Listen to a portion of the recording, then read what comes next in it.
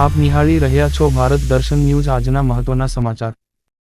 શબરીધામ, જ્યાં સાક્ષાત રામ ભગવાન બિરાજમાન થયા હતા એવું એક તીર્થસ્થાન આવા ડાંગમાં આવેલું છે, જ્યાં રામ ભગવાનની રાહ જોઈને બેઠા હતા એવા શબરી માતા અહીંયા બિરાજમાન છે। જુઓ અહેવાલ ભારત દર્શન ન્યૂઝ હાર્દિક જોશી સાથે। રહ્યા છો આ નવનાથની મઢી, આપ નિહાળી રહ્યા છો આ નવનાથની મઢી, પંપા સરોવર, આવા ડાંગ। અહીંયા ગુરુજીની ગાદી પણ આવી છે। નવનાથ ગુરુજીની ગાદી, ખૂબ સુંદર મજાનું મંદિર છે, આપ નિહાળી રહ્યા છો। અહીં સાક્ષાત મહાદેવ પણ બિરાજમાન છે,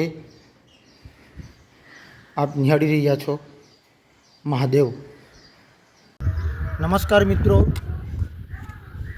આપ નિહાળી રહ્યા છો ભારત દર્શન ન્યૂઝ, તમારી સાથે સત્યની સાથે। હું હાર્દિક જોશી, દક્ષિણ ગુજરાત ચીફ।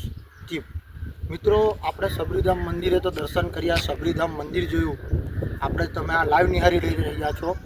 તમે શબરીધામથી 7 કિલોમીટર દૂર આવો એટલે આ પંપા સરોવર છે, આપ આ નિહાળી રહ્યા છો પંપા સરોવર। ફક્ત ને ફક્ત 7 કિલોમીટર દૂર છે શબરીધામથી।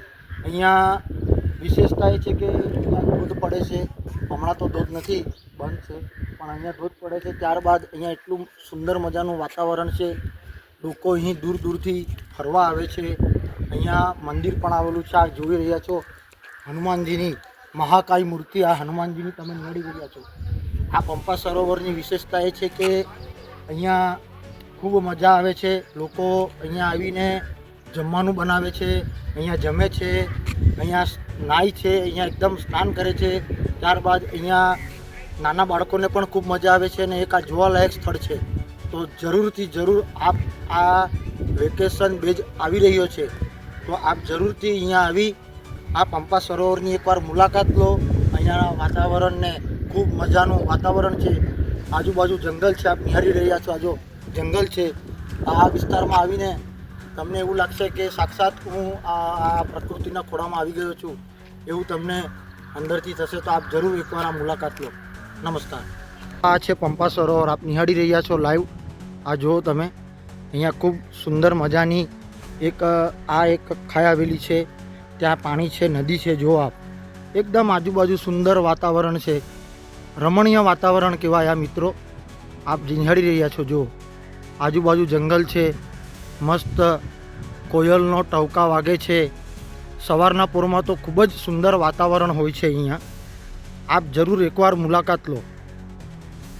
આપ જો આ નિહાળી રહ્યા છો, આપ જરૂરથી એકવાર આ વેકેશનમાં તમારા બાળકોને અહીં લાવો। જો અહીંની વિશેષતા, અહીંયા શું સેવા આપવામાં આવે છે? એ સેવા આપવામાં આવે કે અહીંના જે ગરીબ બાળકો છે, જી, ગામના ગરીબ બાળકો છે, એ લોકોને જમવાનું તથા કપડાં, જી, જરૂરિયાતમંદ વસ્તુ આપવામાં આવે છે અહીંયા નાના બાળકોને। ખૂબ સારું। નાના બાળકો, મોટા વડીલો હોય, એ લોકોને ચાદરોને એવી સેવાઓ આપવામાં આવે છે। ધન્યવાદ મહેશભાઈ, આપને મળીને ખૂબ આનંદ થયો અને આપ આ સેવાના કાર્ય કરતા રહો અને આપને સહયોગ મળતો રહે એવી શુભકામનાઓ। ધન્યવાદ। જય સિયારામ।